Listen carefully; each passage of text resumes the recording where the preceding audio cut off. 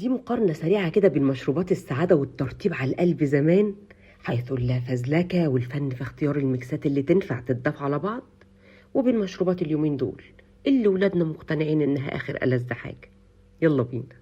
نفسي أفهم مين أقنع شيفات الكافيهات ومحلات العصير الأيام دي إن الفروت سالاد اللي الفاكهة والعصير فيه أصلا قنبلة سكر المفروض يتضاف له آيس كريم عشان نزود على سكره سكر تاني، وإن أي نوع فاكهة كده ممكن يتضاف على بعضه كده عادي. كان في محل زمان جنب الكلية بتاعتي، ربنا يكرم صاحبه لو كان عايش ويرحمه لو مات. الراجل ده كان عليه طبق فروت سالاد معجزة، طعمه ما بيطلعش من دماغي أبدا. تعالوا غششكوا بقى كان بيعمله ازاي، ويا رب حد من أصحاب محلات العصير ولا الكافيهات يسمعني.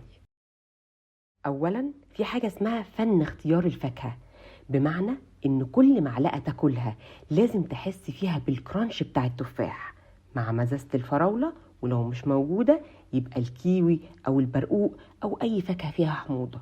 ثم نقوم معادلين الكرانش والمزازة دي بقى بحتة موز تدوب كده في البق، ونقوم مكللين الجمال ده بعصير فراولة على مانجا. نفسي أفهم كانتالوب إيه ويوسفي إيه اللي بتحطوا له الفروت سالاد الأيام دي ده. الافتكاسة الجديدة الوحيدة اللي ضفتها وعجبتني قوي هي العنب المجمد، وده عملته معاكم فيديو قبل كده. ثانيا في حاجة اسمها كريم شانتيه أو كريمة لباني، سكر خفيف جدا عشان نكسر حدة الحلاوة اللي في العصير والفاكهة، مع قطع من كريستالات الجيلي اللي بتكون متماسكة وبتقطم كده ولا الكاندي، وده لأننا بنعملها بنص كمية المية اللي المفروض تضاف للجيلي، بمعنى إن باكت الجيلي بياخد كوباية ولا حتى كوباية إلا ربع مية، ويتحط في التلاجة يدوب حاجة بسيطة، ولما يتقطع هيطلع لنا قطع إزاز تجنن بالشكل ده، ومش هيدوب بسرعة حتى لو اتحط بره التلاجة. جماعة، ميكس الجيلي بالكريمة ده لوحده كفيل يسعدني عمر. الآيس كريم قال. دعوة حلوة بقى لعمه بتاع العصير اللي كان في شارع جانبي من كلية التربية جامعة المنصورة. أما بقى بالنسبة لترند الجيلي مع التلج على أساس إنه هيطلع في الآخر سموزي رهيب وكده، يا جماعة الجيلي فيه جيلاتين، بالعقل كده هيدوب ازاي مع التلج؟ وإيه المميز في طعمه يعني؟ عايزين تعملوا سموزي على حق، يبقى جمدوا الفاكهة واضربوها في الخلاط مع شوية سكر وبس كده.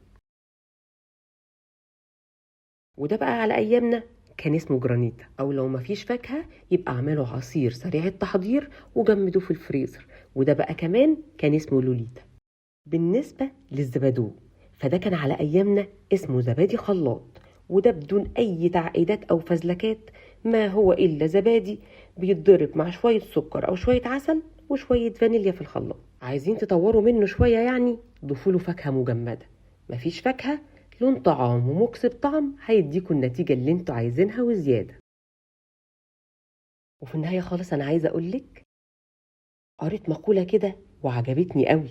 المقولة دي بتقول: لو كان للحب رائحة لكانت رائحة القهوة في يوم ممطر.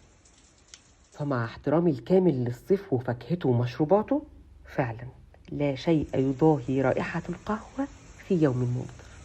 حبايبي محبي الشتاء، اوصفوا لي أجواء المطر وجمالها، وعرفوا محبي الصيف بقى إن الصيف ده ما هو إلا فاكهة وعصير وبس.